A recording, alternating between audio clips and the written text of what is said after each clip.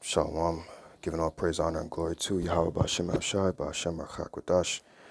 Just want to say Salaki, I didn't mean to cut the video off like that. So this will be a part 2 to the news and prophecy video. Just as always, anytime you want to do something for the Lord, you never need it until you need it for the Lord. And that's when everybody needs to come and interrupt you in some way. So, but continuing, want to, like I was saying before I was cut off in the last video, going into a little history with the Assyrian Empire before they fell, is that you had civil war happening during the Assyrian Empire, and that one of the rulers, his name is Shin-shar Iskun, or I've heard him be called Sarakas as well. Never known it, never seen it, but I've heard him be called Sarakas. But I know his name is Shin-shar Ishkun, and it says that he was a switch dresser. I don't want to say another word because you never know, they might take that down. But if you know what I mean, he was a switch dresser. And that's what you had going on during the Assyrian Empire before it fell. And you also had civil war. And during that time, you had Nabopolassar coming up into power, getting stronger and stronger, getting ready to take them down. And that's what you see happening right now with America. America is getting weaker and weaker, while these other nations are saying, let the weak say I am strong, and they're getting stronger.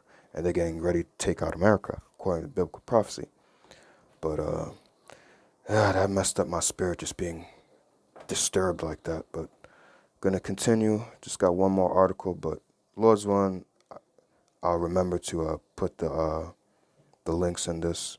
You can read this for yourself. But yeah, that's what they think is important to promote in America right now, is that while, you have all these things happening, and then this right here, it says Lake Mead is 150 feet away from becoming a dead pool, making such of southwestern U.S. uninhabitable.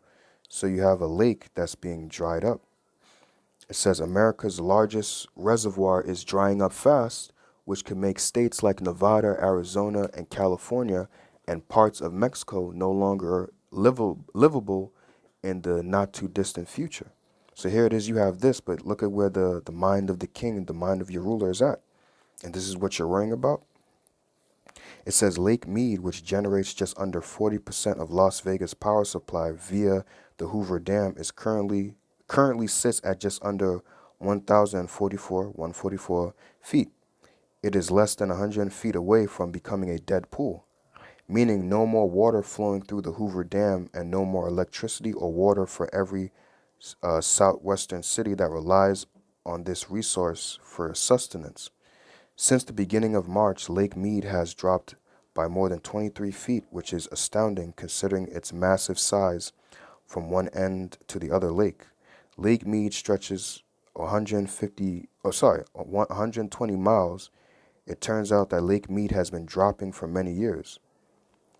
It says currently the lake is at its lowest point ever since being filled nearly a century ago, and a year after it drops continually lower due to prolonged drought conditions and possibly other factors. Let me go to the point that I wanted to.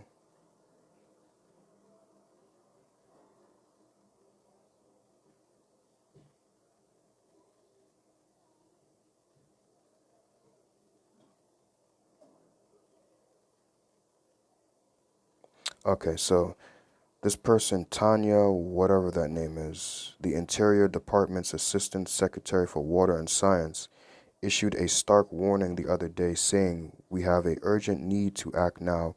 If nothing happens and the lake hits dead pool levels, then it's game over for tens of millions of people living in the southwestern U.S. or United States.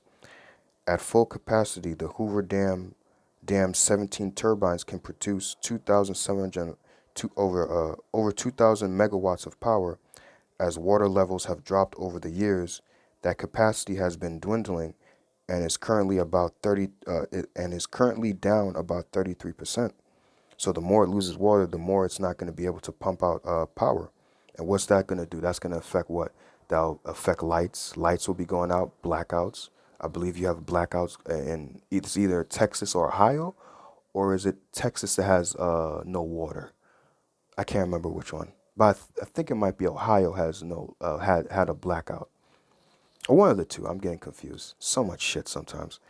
Um, so what's that going to affect? No electricity, right? Because it says, according to reports, the dam is currently producing enough electricity to power 675,000 homes. This is down from about 1 million homes at peak production levels. When you have less water in the reservoir, you have less hydraulic force. Water falling through the penstock, says Doug Hendricks, deputy public affairs officer with the Bureau of Reclamation, Lower Colorado Regional Office. The less hydraulic force spinning the turbines, there's less hydraulic force spinning the turbines, which means less energy is going to be pumped out. I believe it says that here somewhere. I just don't know why I'm not seeing it. Or maybe I just passed it. But I remember reading that the less water you have pumping, less water you have pumping, less electricity. And what's that's going to affect? Blackouts, your refrigerator's going out, no lights in the home. And then what's that going to cause? Eventually, that's going to cause hysteria in people doing crazy things. When there's no blackouts, people are going to go crazy. I remember seeing some TikToks. I downloaded TikTok because brothers be using TikTok to bring out some truth. And I remember seeing certain things that people say that they can't take these blackouts and certain things like that. And people know that the government is playing with them. I remember seeing one black woman in particular saying she's tired of the government playing with them, and she's getting sick and tired of it. I can't take this no more. I'm going to lose my mind. So people are going to start going crazy, right? Like the saying goes, it's the calm before the storm. Even though there's no calm right now, things are, getting crazy. So it says, this is 2nd Ezra 15, and I'll go through a couple of precepts here, and this will be the last. This is 2nd Ezra chapter 15 and 1. Behold, speak thou in the ears of my people the words of prophecy, which I will put in thy mouth, saith the Lord, and cause them to be written in paper, for they are faithful and true. So everything, the words that we're saying, it's not our words. These are the words of the scriptures. These are words that were written down by men centuries ago, written on paper, given by divine inspiration by the Lord, of things that must shortly come to pass, things that will happen in the future. And these things were written during, this was written during Ezra's time, which Ezra was around the Medo-Persian Empire. And now you see the things that he written down here are happening now. That's what prophecy is. Prophecy means to say before. So Ezra wrote these things down. He was saying these things before they would happen. Now, just because they didn't happen during the Medo-Persian Empire, it doesn't mean that they wasn't never going to happen. Like the scriptures say, the vision is yet for an appointed time, and at the end it shall speak. And these are the times that the vision is speaking right now. It says, fear not the imagination against thee, let not the incredulity, which is the unbelief of them, trouble thee that speak against thee. For all the unfaithful shall die in their unfaithfulness. Behold, saith the Lord, I will bring plagues upon the world, the sword, famine, death, and destruction. Now, how are these things going to happen? It's going to happen by various means. It's not just people just out of nowhere just going to start. The sword means like weapons, guns, things like that. So people aren't just going to pop up one day and just start bashing people. But there are things that's going to happen that the Lord is going to, on the left hand side, the Lord is on the left hand side is going to make these elites do to cause these things to happen. Remember, I Yahweh, I the Lord do create. I make good and I make evil. I the Lord do all these things. So the Lord makes evil and he makes peace and he makes evil.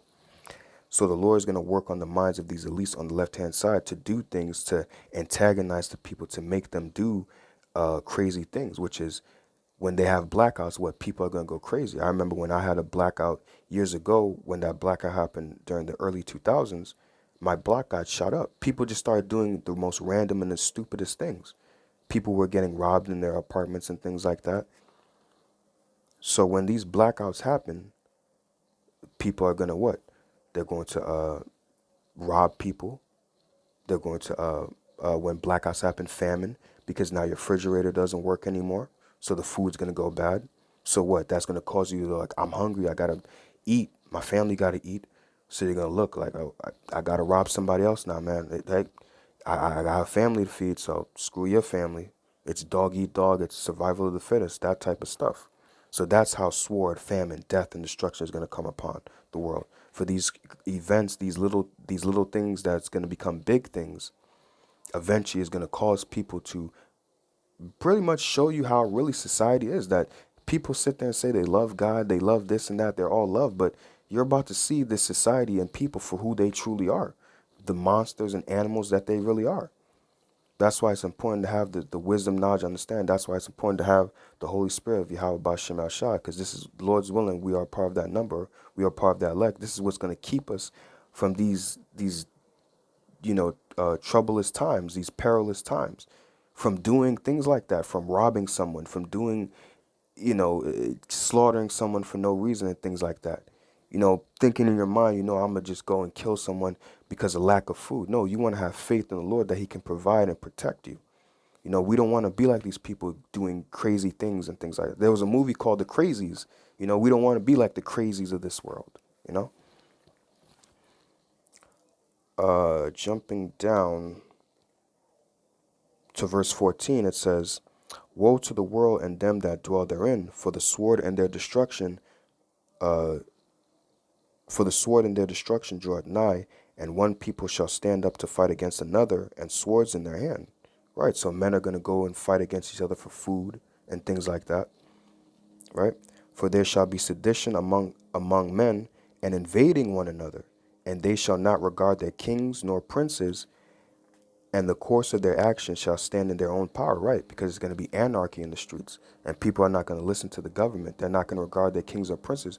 They're going to do according to what they want to do. So, hey, just an easy example. I need to feed my family. Well, hey, you can't go out there and just kill people and rob people. Like, hey, the course of their actions shall be in their hands. They're going to do according to what they want to do, not according to what's right or what the government says to do. "A man shall desire to go into a city and shall not be able." And like when you read this article, it goes into how, these certain cities are going to become uninhabitable because of the dams losing water. So it's not going to be able to pump out electricity. So people are going to flee to other cities to, for succor. But you never know. Esau could have something where it's like, whoa, whoa, whoa, we're going to put block points and roadblocks, or checkpoints to not have people come in from other cities, because let's say one city goes crazy and you have a whole bunch of murders over there, people doing wildness. We don't want these other murderers and crazy people coming into our state, so they could put checkpoints and blockouts like, hey, whoa, whoa, whoa. You can't come here like that. We don't know who you are, what you may have done in this city. We don't want to bring that craziness into this city, so things like that could happen. Verse 18, "For because of their pride the cities shall be troubled, and the houses shall be destroyed, and men shall be afraid." Again, "A man shall have no pity upon his neighbor, but shall destroy their houses with the sword, and spoil their goods because of the lack of bread, and for great tribulation." Right. So during the early 2000s, when that blackout happened, I gave the example. My block got shut up for no a particular reason. Just someone wanted to just start shooting at people. You had people, I'm very sure, getting robbed. You had during the time of was that Hurricane Katrina down there in New Orleans, and they said within like 3 to 4 days, people just started doing craziness. You would think that people would come together and unify, and we're having a hard time here. No, people just started doing craziness. Women started getting raped. So that's what happened. When disaster happens, it brings out the true nature of how people are. Right now society is calm, so you don't see the true nature of people. But when society loses it, people will lose it. And you're going to see the true animalistic nature of these people who sit there and say that they love God and sit there and seem normal, but really they're not going to be normal. And that all goes to having the Spirit of the Lord, because having the Spirit of the Lord is important to keep you calm and stable in these times, to prevent you and keep you from the evil days. But don't want to keep rambling on. I pray that this video was edifying. This will be 2 parts. I apologize again for cutting it off. Just had a distraction come and bother me, and I didn't mean to press the stop button. I meant to press the pause button, but this will be 2 parts. So, Lord's willing, this video was edifying. I want to give all the praise, honor, and glory, as always, to Yahweh, Bahashem, Yahweh Shai, Bahashem, Rachak, Wadash, Shalom.